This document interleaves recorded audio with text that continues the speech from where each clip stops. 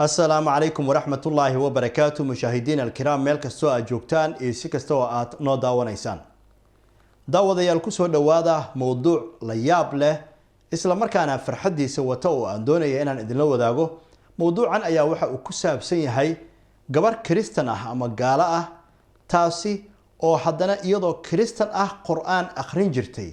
ama kitaabka Qur'aan Kariimka akhrin jirtay ayaa iminka Ilaahay wadadii xaqa ahayd ku toosiyay oo soo islaamtay 3 maalmood ka hor haddaba gabadhan muuqaal ayay iska soo duubtay muuqaalkaas ayaan doonayaa bal in aan idin la wadaago Assalamu alaikum. I'm no longer a Christian reading Quran. I am now a Muslim reading Quran. Alhamdulillah, I am Muslim today. waxa gabadhu waxa ay tiri salaamu calaykum sida aad u jeedeen waxa ay tiri marka hadda kadib ma ihi bay tiri gabar gaala ah oo Qur'aan akhrinaysa ee waxaan ahay gabar Islaam ah oo Qur'aan akhrinaysa waan soo islaamay ay leedahay alxamdulillah bal aynu sii wadno I just took my shahada and oh my gosh, I have never felt so happy or so at peace. waxa ay leedahay gabadhani hadda ama iminka ayaa shahaadada la ii qabtay marka ma qiyaasi kara bay leedahay farxadda aan dareemayo iyo nabadgelyada aan dareemayo bay leedahay This is one of my top 3 days of my life besides marrying my husband and having my daughter.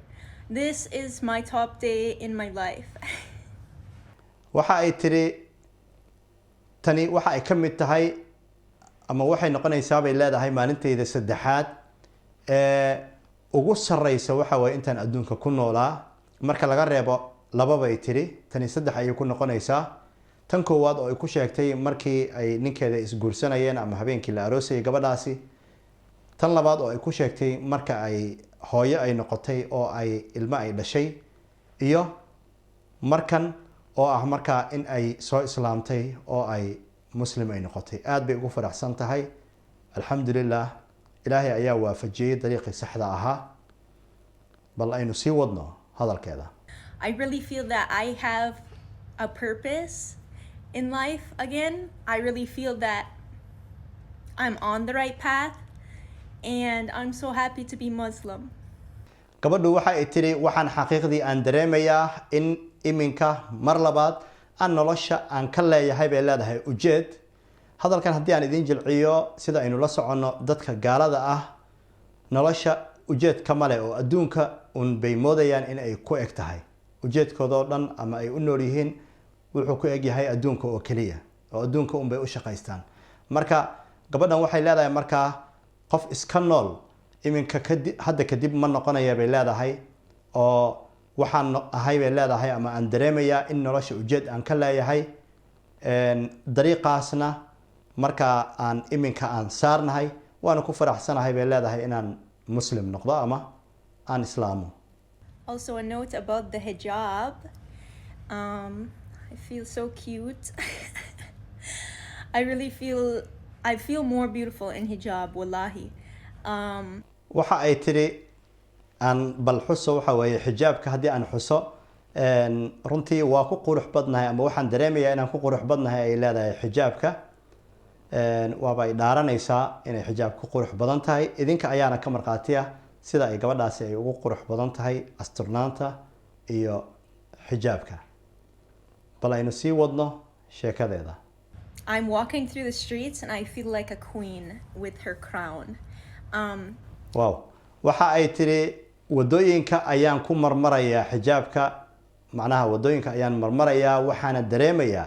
inaan ahay boqorad marka taashkeeda sidata baan dareemayaa bay leedahay ama taashkeeda xiran aad bay u faraxsan tahay aynu sii wadna hadalkeeda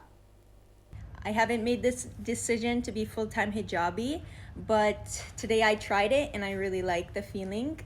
So inshallah Allah will help me with that in the future. waxa ay tiri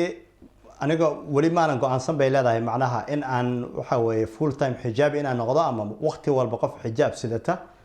macnaha maskaxdeeda hore oguma aysan jirin laakiin kolay maanta waan xirtay bay tiri xijaabka ilaahay baana waxa weeye igu toosinaya ama igu hadaynaya xijaabka mustaqbalka bay leedahay macnaha waxa ay diyaar u tahay markaa inay xijaabka ay xirato maadaama markii hore ay ahayd gaalada aysan wax xijaaba aysan xiran jirin aynu sii wadna hadalkeeda. But for now,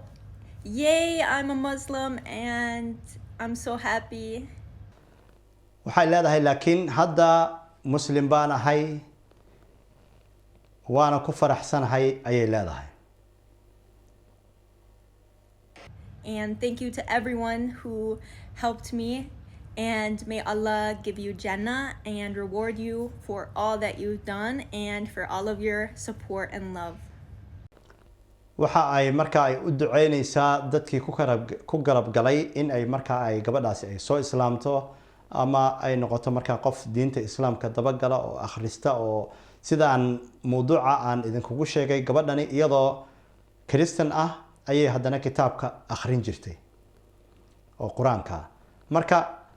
waxa ay u mahad celinaysaa dhammaan dadkii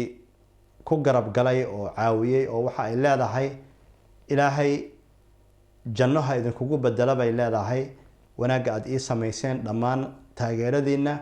iyo jacaylka aad ii muujiseen. akhyaaray waad ku mahadsantihiin sida wanaagsan ee aad mar walba aad noola socotaan gabadhaasina waxaad usoo qortaan maasha allah allahu akbar usoo qora waan rajaynayaa in aad muuqaalkan aad ka hesheen halka aad ka daawanayseena waa Bulqaas Media.